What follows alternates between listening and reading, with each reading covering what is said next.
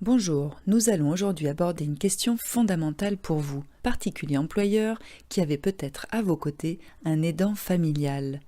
Quel statut lui donner? Deux options se présentent à vous. Dédommager ou alors salarier votre aidant familial. Tout comme la PCH vous a permis d'avoir recours à des aides humaines, la loi vous permet de salarier un aidant familial. Cette possibilité vous est offerte, mais avant tout, il est question d'une décision commune entre votre aidant et vous.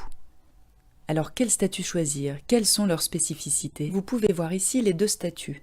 Pour le premier, l'aidant dédommagé. D'un point de vue financier, l'aidant familial est dédommagé par la PCH. Attention, ce dédommagement n'est pas un salaire, c'est une compensation financière. Elle a deux particularités. Le dédommagement est inférieur au SMIC. En effet, indemnisé à la hauteur de 50% du SMIC horaire net applicable aux emplois familiaux, ce montant peut monter jusqu'à 75% du SMIC horaire net. Mais cela seulement si votre aidant familial cesse ou bien renonce totalement ou partiellement à une activité professionnelle. L'aidant familial dédommagé ne cotise pas aux charges sociales. Il ne pourra donc pas prétendre à l'indemnisation chômage, ni faire valoir son travail auprès de vous pour sa retraite. Cette activité d'aidant, qui est pourtant un réel travail, ne sera pas reconnue. La plupart des institutions considérant l'aidant comme quelqu'un d'inactif. Cela apporte bien peu de reconnaissance sociale.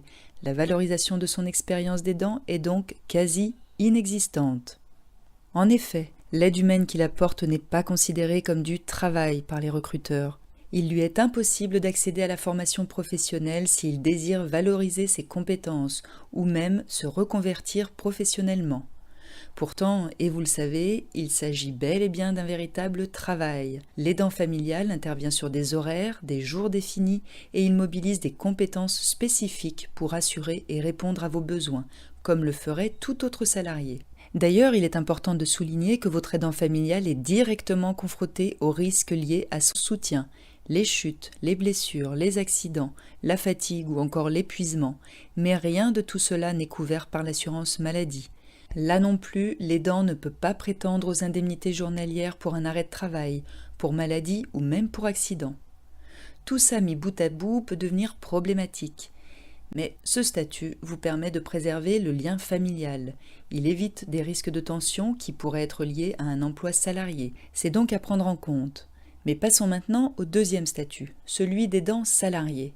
En accédant à l'emploi salarié, vous offrez à votre aidant familial une véritable rémunération, au même titre qu'un autre employé. Il est considéré par les institutions comme actif, ce qui lui ouvre les portes des avantages liés au salariat. Il cotise aux charges sociales, il bénéficie de l'indemnité chômage et de sa retraite. En devenant salarié, il est valorisé, son expérience est reconnue, il a accès à la formation professionnelle. Celle-ci permet l'acquisition de compétences et la reconnaissance des expériences. La formation donne également les moyens à votre aidant de vous apporter une meilleure aide tout en prévenant les risques professionnels directement liés à son activité. Ces risques professionnels sont couverts par l'assurance maladie et ces droits sont ouverts par la médecine du travail, qui est désormais obligatoire pour tous les salariés.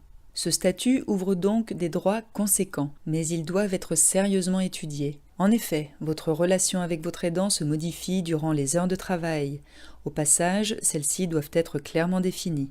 Il y a un risque de tension, ce n'est pas négligeable et il est important de veiller à ne pas dégrader votre relation familiale.